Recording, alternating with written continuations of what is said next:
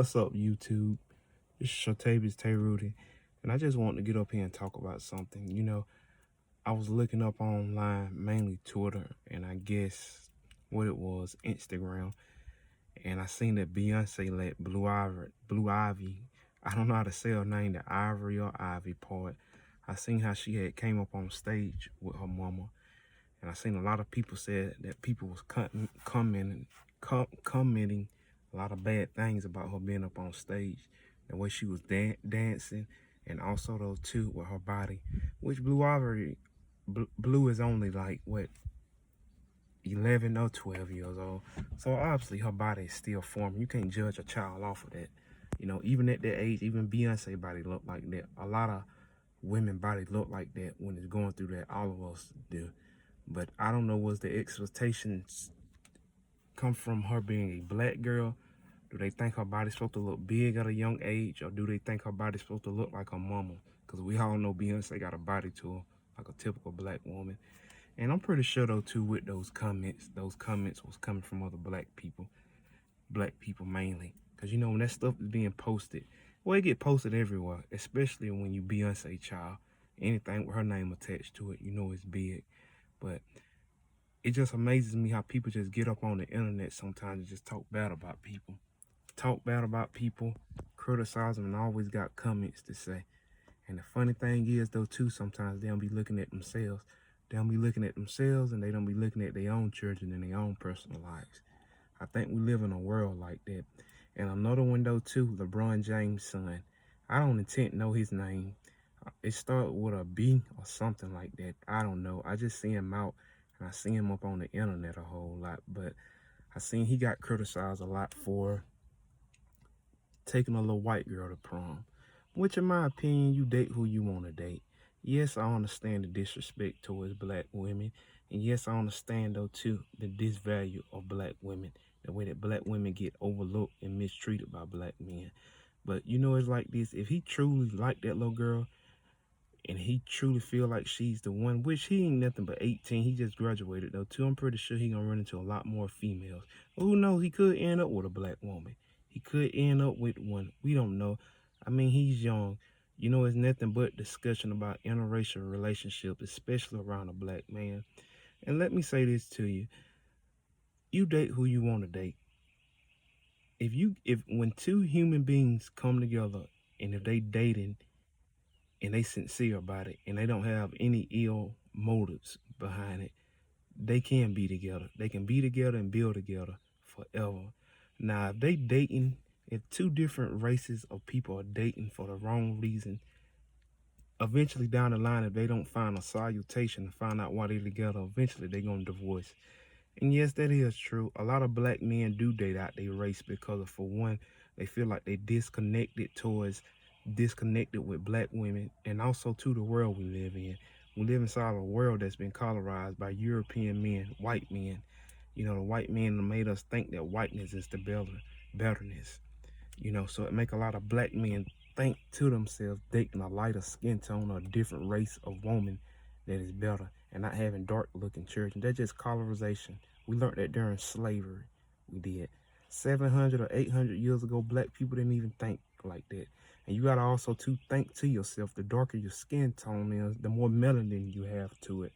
I ain't intense super dark, but I'm still black and got melanin to it, and I like darker skin tones.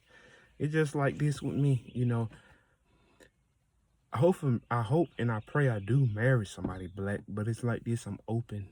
If any white person, who knows, Asian person, Indian person, or Latin person want to talk to me and get to know me and love me for who I am, who knows, I can end up with them. I'm open to it. I see nothing wrong with it. When two human beings, like I say, come together and they trying to build something sincerely with no ill motive behind them, who are you to tell somebody who they can and cannot love? You can't tell nobody that. And at the end of the day, there's no such thing as interracial dating. Because in God's eyes, he see all of us the same. We are the human race. You got to think to yourself, all of this race stuff came along when a group of European white men went around colorizing the world, making you black, white, Latino, Asian, Indian, Native. All that stuff comes from them. It's just like African American and a Jamaican and a Dominican or something like that, or Caribbean. Mainly we all just black. They done mixed us up with a whole lot. They have. But we all know people that are educated. The whole world starts with a black man. A black man and a black woman created the whole human race. And we all of one blood. Even the Bible tells us that. So, it's no such thing to even say interracial dating. But like I say, if a black man was to date an Asian woman or a Latin woman or an Indian woman or whoever he want to date, and he dating her for the right reasons, it's nothing wrong with them being together. And if they trying to build together sincerely, it's nothing wrong with that at all. But of course, a lot of people going to look at it like that because of the disrespect come from black men. You have a lot of black men that get inside of these interracial relationships with white women, Latin women, Asian women, and the first thing they do is they start disrespecting black women. That's why a lot of interracial dating looks so bad though too. But it's nothing wrong at all with being with a different race and getting to know them and building with them sincerely. Hopefully anybody that date outside their race dates sincerely, not off a fetish. If you date off a fetish or anything like that, of course you're not gonna last with them. Of course you're gonna get tired of them. You have to be sincere about stuff when you're doing it. But like I say, down the line, we don't know who LeBron James' son will end up with. And whoever he chooses to end up with, hopefully whatever girl he end up with makes him happy. And yeah, he is a lot more privileged. I'm pretty sure that neighborhood that they live in the school he go to, it's a bunch of privileged kids, especially white kids more than anything. Because we all know the situation with black people here in the United States of America. But at the end of the day, I don't see anything wrong with it. And hopefully he does. Hopefully he love and respect black women, with his mama being one and his grandmama being one. Especially with his daddy being raised by one, a single mother, single black mother, with his mama being one. But I just had to get up on here and talk about that. And like I say with Blue Ivory, I just think we need to stop with the negativity inside of our community. Let the little girl live a lot. Let her live up on her privilege. Me personally, I didn't see anything just wrong with her being up on stage. And obviously she's, 11 or 12. Her mama been dancing years way before she even got up on this earth. So, of course, Beyonce can move a lot more. Of course, she got a little bit more rhythm to grip. But like I say, she's a little kid. She was up there having fun and enjoying it. And how many kids, get a chance to get up on stage with their parents like that? That audience looked like it had a good, 60, 70, 80, 90,000 people out there. I don't know. With Beyonce legacy big as it is, ring over the world. But they over in Europe performing. I didn't see anything wrong with it. And I guess Jay-Z was out in the audience looking. And I see they other two children was there. Remy and I think Sir.